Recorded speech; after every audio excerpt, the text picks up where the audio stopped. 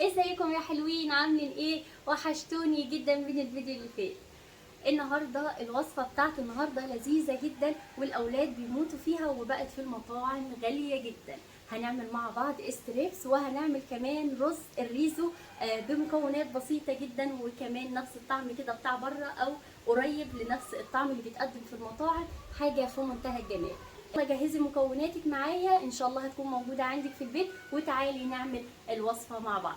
دوسيلي لايك لو اول مره تشوفيني واشتركي في القناه، ولو مشتركه معايا قبل كده اعملي لي لايك واسيبي لي كومنت حلو وان شاء الله هرد عليكي. ولايك للفرهده والحر، والله يكون في عون كل ست بتقف في المطبخ وتجهز اكل لاولادها. يلا بقى، المكونات بسيطه جدا، تعالوا مع بعض نشوف المكونات وطريقه التحضير والخطوات مع بعض.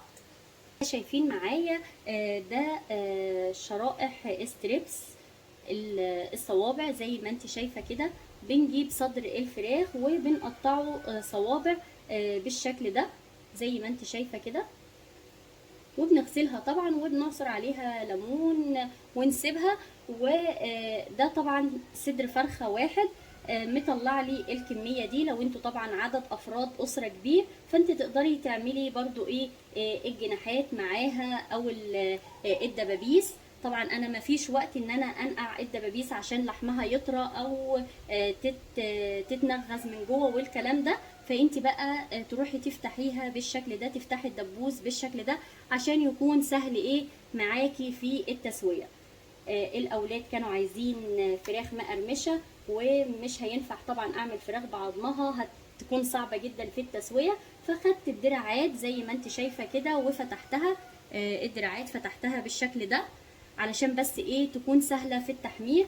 وخدت طبعا الدبابيس، الحاجات اللي هي ايه يا بنات بتستوي بسرعه، الدبابيس بس والدراعات والدبوسه بتاعه الدراع زي ما انت شايفه كده، ومنغزه طبعا او مفتحه عند العظم زي ما متعودين معايا من المره اللي فات في الفيديو بتاع ايه بتاع الفراخ المقرمشه. هعمل شويه ستريبس وهعمل دول كمان، وتعالى بقى نشوف نكمل الاكله مع بعض. اول حاجه هنعملها يا بنات الصوص بتاع الرز الريزو، وهنستخدمه كمان في تتبيله الفراخ. زي ما انت شايفه انا جبت كده كوبايه من الكاتشب.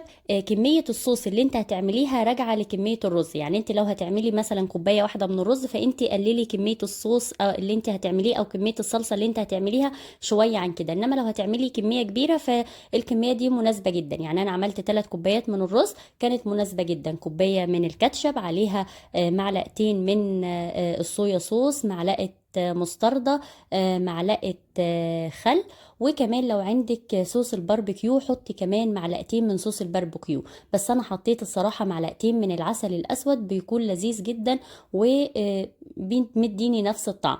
التوابل بقى يا بنات حطيت بابريكا مدخنة، وحطيت معلقة صغيرة توم باودر، وحطيت معلقة صغيرة بصل باودر، مع رشة طبعا فلفل اسود، مع رشة ملح. وكمان عايزة اقولك ان انت لو عايزاها شطة، لو حباها مشطشطة وكده تقدري تحطي شطة بودر، او تقدري تحطي ايه صوص الشطة او هو الصوص الحار، بتكون لذيذة جدا.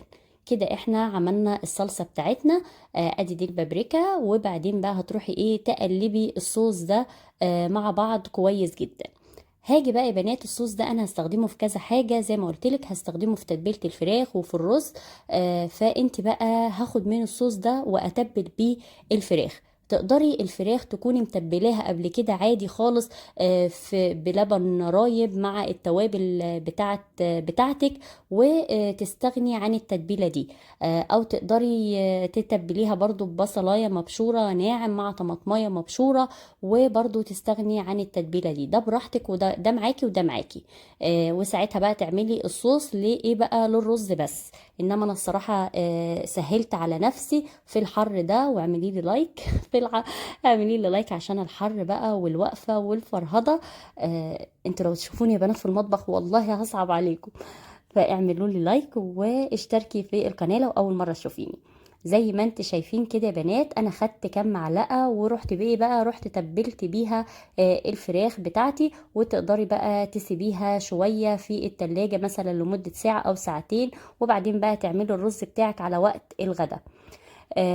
بص بقى يا بنات، نيجي بقى نعمل الرز. زي ما انتوا شايفين كده الحلة بتاعتي فيها معلقة سمنة او زبدة وزيت او سمنة وزيت، وحطيت معلقتين صغيرين من السكر، معلقتين بس يا بنات صغيرين من السكر.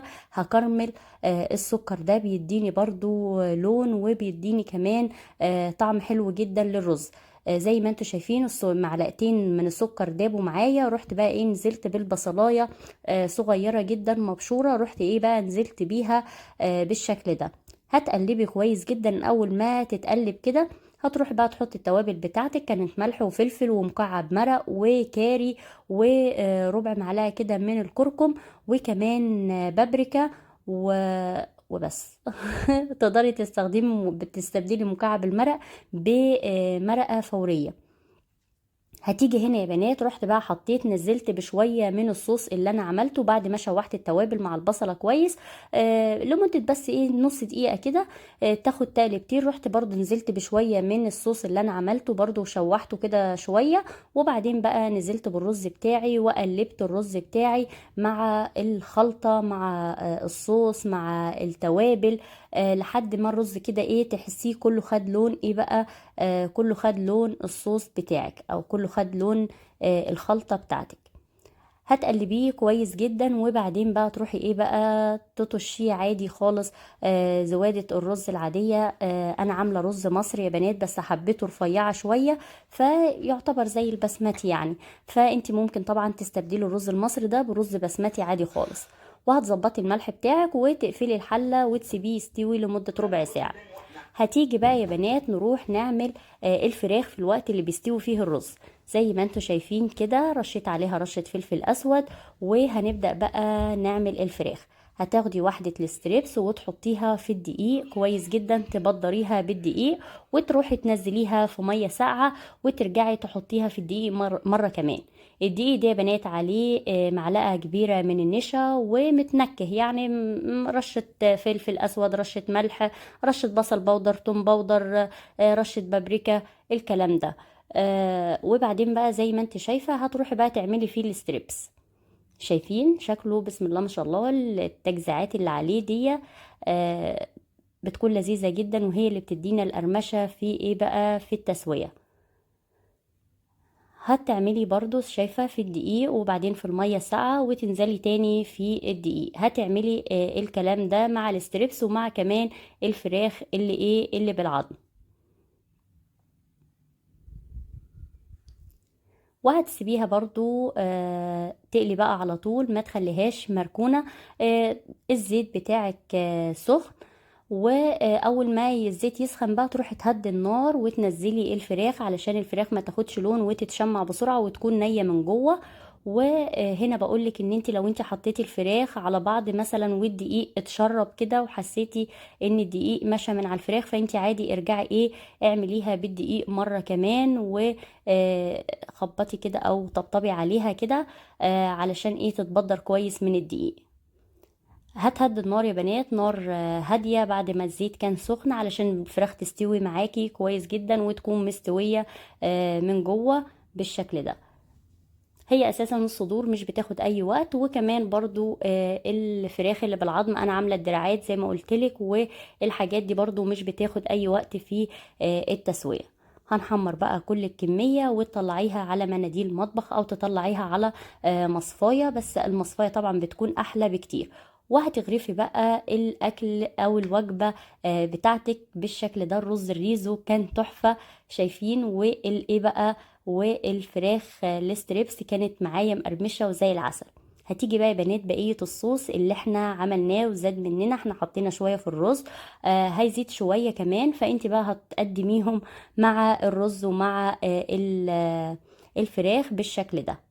شايفين شكله بسم الله ما شاء الله حلو جدا، ووجبة لذيذة جدا وبسيطة ومش بتاخد اي وقت، والاولاد واقفين ورايا مستنيني اخلص تصوير. جربي الوصفة بتاعتي وقولي لي رأيك في الكومنتات، ان شاء الله تعجبك جدا زي بتاعت بره وزي بتاعت المطاعم بالظبط. شايفين ما شاء الله تحفة.